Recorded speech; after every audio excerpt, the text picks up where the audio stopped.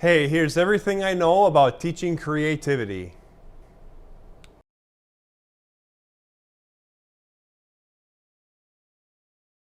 It is difficult to teach creativity to kids. There are so many different methods that might work. There are different philosophies, but when you're actually trying to help students become more creative, there is very little that works. I've been trying for years to inspire my students to be more creative, to try new things. And in this classroom, the goal is to help kids become creators of their own types. You can see the 6 creator types behind me. Well, having them become more creative can't just be an exercise. It can't just be one thing they do once and then it's supposed to change them. It has to be some sort of system. So over the past couple of years, I've finally been able to develop a system that actually makes sense to middle schoolers and grows over time with them. The idea came from a book called The Spark and the Grind. And in this book, there are sparks and there are grinds, where sparks are the ideas you have. They're the things that could be. They're the big goals, they're the little goals. They're everything, every idea of how things could change and things could be different. Sparks are great. I have lots of sparks, but if you don't act on the sparks, if you don't write them down, kick them around in your head and actually try to execute some of your sparks, they just stay in your head. So there has to be some other part to it.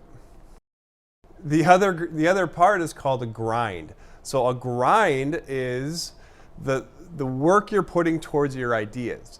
And if you're not grinding your ideas, you'll never learn how to make a better idea. You'll never learn what works in the world, and you won't really learn how the world works in a way that will help you. So there has to be a balance. You're grinding towards the ideas, your vision for the future, but you're also having sparks. You're having new ideas. You're wondering about what could be. You're thinking, how could this be better? And you have to balance the two. So in my classroom, I have students write down their sparks. They're writing down the ideas. What could be? As we look at the CNC machine, here's all the example projects. What sparks do you have? Here's a 3D printer. Let's look at all these different examples that people have made. What ideas do you have?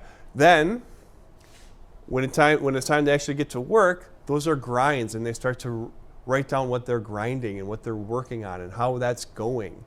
And if they get so stuck on one grind and all their sparks go away, that kid doesn't go very far. If a kid finds out that this grind is not going to work out the way they think it is, it's okay to go back to your sparks and say, oh, okay, I was 3D printing this cat, but then the 3D print failed and it has no head. Let's make it a custom, different color head. And the creativity flows from those mistakes. And as you're grinding and sparking, kids can realize that it's an interplay between trying things that are new and trying to work towards your goals, and always coming up with new ideas and making sure you write them down. So my students are writing down their sparks, keeping track of their sparks. I even have an idea generator where they take their sparks and they put them into an idea generator. They tell me which of the 6 creator types they're most interested in, and then it kicks out ideas based on, hey, you can make a glow box, and then if they wrote down, dog, a dog glow box that has a something. And so they can start to see how if you start putting random sparks and random other ideas together, really creative things start being born. So sparks, grinds, and then the randomness of what's happening in the world and just randomly combining different ideas. That's how I teach creativity in my classroom, and it's like a snowball that's slowly gathering steam. I'm so happy that I've stopped failing at teaching creativity. So please let me know what your thoughts are. I'd love to hear what you do in your classroom.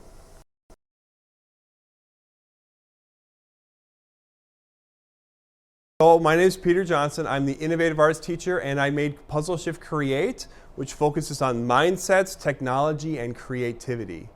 The goal in my classroom, the goal of Puzzle Shift Create, is to help each kid become a creator of their own type. And because each kid becoming a creator, you need materials, you need things for them to try out on, things for them to learn, options for them. I got so frustrated by buying things at retail prices that I started buying in bulk myself, and I've started the Creators Co-op, where I'm hoping to gather other classrooms where we can make bulk orders together of items that people can use to be creative, and we don't make a profit from it. We use them to help more students become creators. So if you're interested in that, check out the store, or you can become a supporter. You know, I put up thousands of dollars to get it started. I would love to have supporters fund some new materials that could help it grow even more. So help kids become creators. If you appreciate the effort, hit like and subscribe below. It actually does help. And make sure you visit puzzleshiftcreate.com. Have a good day.